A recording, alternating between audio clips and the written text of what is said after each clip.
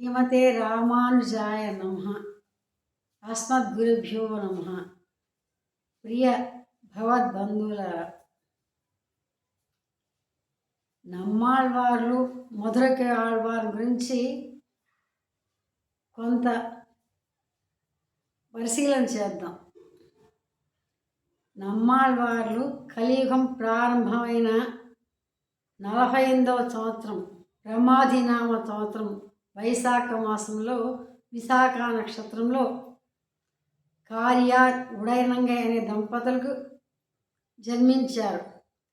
వీరు విశ్వక్సేనాంశతో అవతరించారు. వీరు గర్భంలో ఉండగానే శటం అనే ఆయుర్భంకరించి తరిమి కొట్టారు. కనుక వీరికి శటారి అనే పేరు వచ్చింది. నమ్మాళ్వార్లంటే ప్రపన్నజన కూటస్థులు. ఈ వైష్ణవులందరికీ కూడా ప్రపన్నమైన వాళ్ళందరికీ కూడా వారు నాయకులు. అందుకని నమ్మాళ్వార్లు అంటారు. వీరి పరాంకుశులు అని కూడా అంటారు. నమ్మాళ్వారిని అంటే ఇతర మతాన్ని ఖండించి ఈ విశిష్టాద్వైతాన్ని వైష్ణవ తత్వాన్ని ఖచ్చితంగా చెప్పారు. అందుకని పరాంకుశులు అంటారు. వకుళభూషణులు పొగడమాలలు ధరించారు కనుక వకుళభూషణులు అంటారు. వీరిని కారిమారన్ అని కూడా అంటారు. అంటే లోకానికి విరుద్ధంగా ఉన్నవారు. వీరు గర్భంలో ఉన్నప్పుడే శటారి అనే వాయువుని హుంకరి తరిమి కొట్టారని శటారి అంటారు. వీరు పుట్టిన తర్వాత స్తన్యపానం చేయటం కానీ ఏడవటం కానీ ఏమీ చేయలేదు.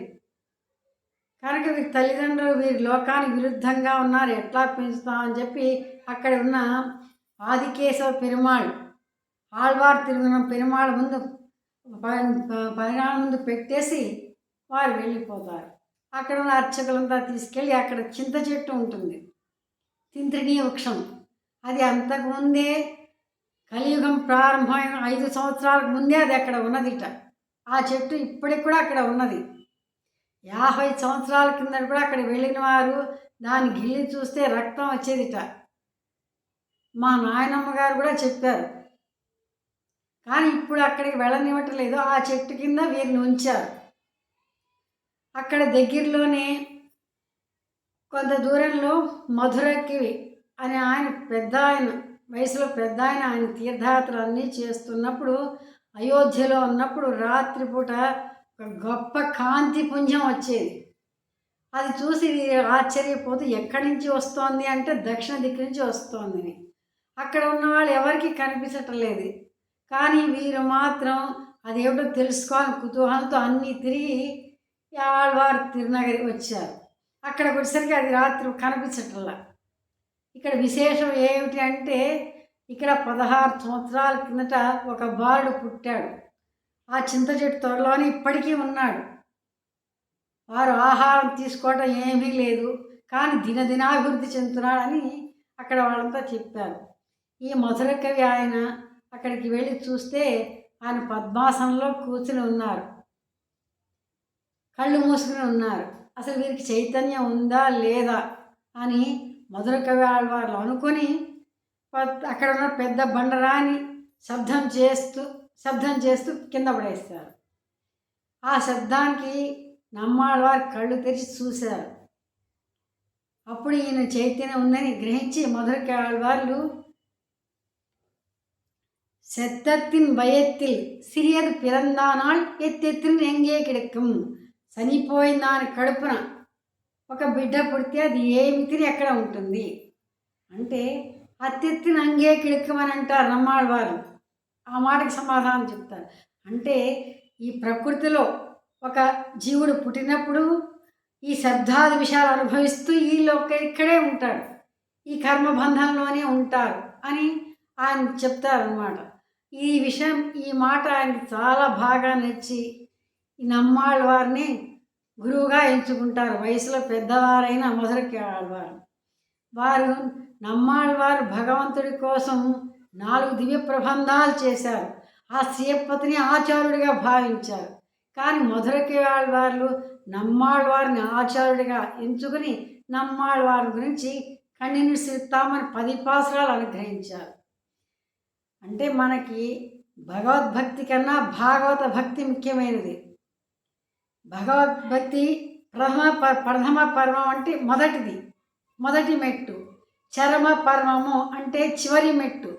చివరి మెట్టు దాకా మనం వెళ్ళాలంటే భాగవతులు ఎందు ప్రీతి కలిగి ఉండాలి.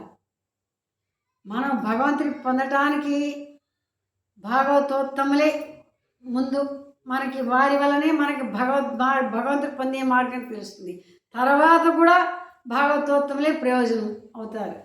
ఎట్లాగంటే ఎత్ర పూర్వే సాధ్య సంతి దేవాహ, ఆచార్యులు భాగవతోత్తములు ఎక్కడ ఉంటే అక్కడే భగవంతుడు ఉంటాడు అని ఆయన చెప్పిన కృష్ణ పరమాత్మలో బోధయంత పరస్పరం, నా భక్తులు ఎప్పుడూ ఒకరిని విడిచి ఉండలేక నన్ను గురించి నా కళ్యాణ గుణాన్ని చెప్పుకుంటూ ఆనందిస్తూ ఉంటారంట. కనుక మనకి ఆచార్యులే పరమ ఉద్దేశులని మధురకవి ఆళ్వార్లు కన్నీరు సిత్తాంలో అద్భుతంగా వివరించారు. మనకి ఆచార్య కైంకర్యం వల్లనే మనం భగవంతుడికి పొందుతాం. ఆత్మగుణాల వల్ల మోక్షం వస్తుందని అనుకుంటాం, కానీ మనకి ఆచార్య కైంకర్యమే ఉండాలి. భగవద్భక్తి మొదటి మెట్టు. ఆండాళ్ తల్లి కూడా చెప్తుంది, అందరూ రండి ఎల్లోరి ఎంబావాయ్, మా గోష్ఠిలోకి రండి అని పిలుస్తోంది అందరినీ. ముందు భూలోకంలో ఉన్న వాళ్ళని, అక్కడ ఉన్న గోపికలను మాత్రం కాకుండా భూలోక వాసులందరినీ కూడా పిలుస్తోంది. మీరు కృష్ణ పరమాత్మ అవతరించిన ఈ భూమిలో పుట్టారు, మీరు ఎంత భాగ్యం చేసుకున్నారు, వయ్యత్తు వాడు మీరు కాడని లోకంలో ఉన్న వాళ్ళందరినీ కూడా పిలిచి మీరు ఎంతో భాగ్యం చేసుకున్నారని చెప్తున్నారు. అట్లాగే భగవద్భక్తి ఎప్పుడు భాగవత గోష్ఠితోనే పరిసమాప్తం అవుతుంది. కనుక మనం భాగవతులు ఎందు నిష్ట కలిగి ఉంటే ఆ భగవంతుడే మన దగ్గరికి వస్తాడు. మనకి అన్నీ ఆయనే ఇస్తాడు. వరవరముని ఎవరు చెప్పినా ఇదే, మన ఆళ్వార్లందరూ కూడా ఇదే చెప్పారు.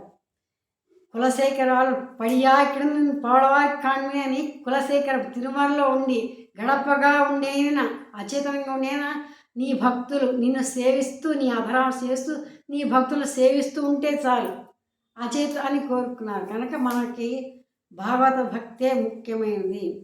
వారి వల్లనే మనం భగవంతుని పొందుతాము. ఆచార్య తిరువడిகளே శరణం.